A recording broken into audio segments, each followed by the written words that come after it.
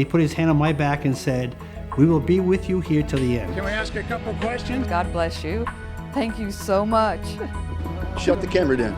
For more than 40 years, in the towns where he's lived, Steve Andrews exposed it last he's revealed the truth, held the powerful accountable, Are you guys more worried about money? and served as a voice for people and local communities unable to make anyone pay attention to their stories. I'm extremely grateful to you. I can't thank you enough. Most people know Steve Andrews as the 8 on Your Side senior investigative reporter at WFLA in Tampa.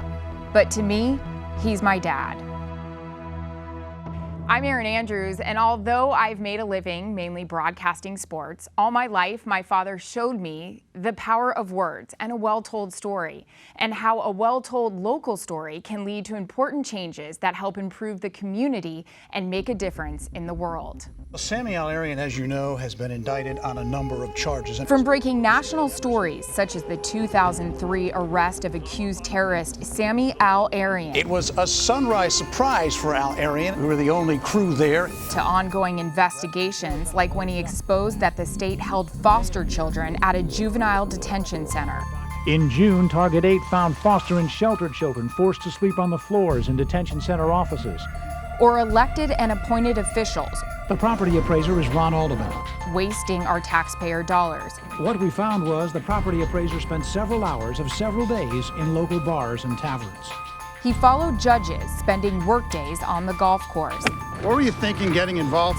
And exposed an appeals court judge who lied about sharing a Hawaiian home with a stripper. The judge helped her hide hundreds of thousands of dollars from the IRS and creditors. And there was always the confrontations to get on the record and hold those responsible accountable. Thank you very much. I appreciate that. And you're afraid of people like me, Steve? Are you a bad businessman or just a thief? Growing up, my dad always shared the stories he worked on with our family. The one that had a big impact on me was the tragic story of a killer whale, Tilikum. Mostly because the family took a trip to British Columbia to see these impressive creatures in the wild. 20 years before the movie Blackfish, Dad sounded the alarm about the effects of captivity and confinement on killer whales and SeaWorld's plan to bring Tilikum to Orlando. This is videotape.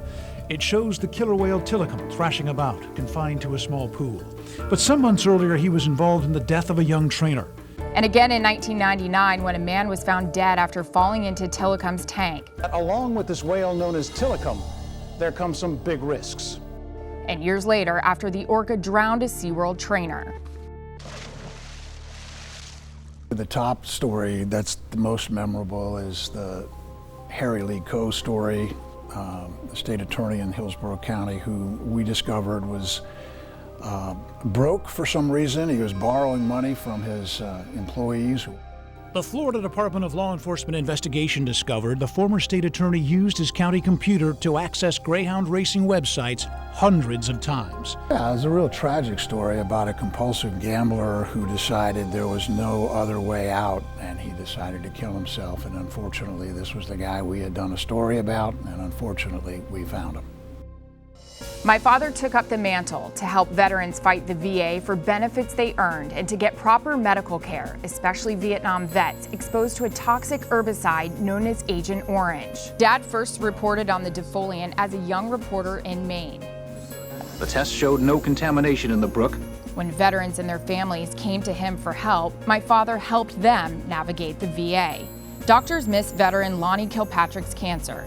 The VA denied him benefits, claiming Lonnie was not exposed to Agent Orange in Guam. 8 on Your Side took up his fight. We asked Congressman Bill Arakis to get involved. This shouldn't have to happen. All these people shouldn't have to wait any longer. Dad's work led to a bill in Lonnie's name to expand Agent Orange benefits for those who served in Guam. For years, his investigations revealed evidence proving that Blue Water Navy Vietnam vets also suffered from herbicide exposure. Congress passed a bill in 2019 making 90,000 Navy veterans eligible for benefits previously denied. The law mandates veterans who served off the coast of Vietnam are presumed to have been exposed to Agent Orange if they develop certain diseases. We drank that water. We bathed in it. The distillation process enhanced the herbicide. Mike suffers from diabetes, heart disease, neuropathy, conditions linked to Agent Orange exposure. It took a little more work and creativity Paging Senator Scott, Senator Rick Scott, to get the attention of certain lawmakers about a bill to change the Ferris Doctrine. The 1950s decision prevented an active duty military from suing the government for medical malpractice by its doctors. Now 1.3 million U.S. servicemen and women have that right.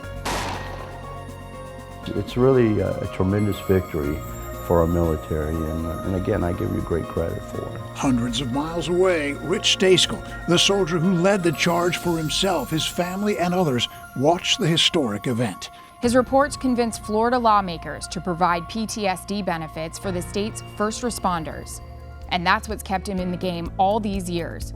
Great stories that make a difference, whether it takes a day or a decade. This job has put me in a position of being able to tell good stories that help people. So that's, I think, what drives me right now, is if I can find a story where, you know, David versus Goliath and David's not winning, then maybe we can do something for him. I can't think of anyone more deserving of this Lifetime Achievement Award, and I'm so proud of this man and so proud to call Steve Andrews my father.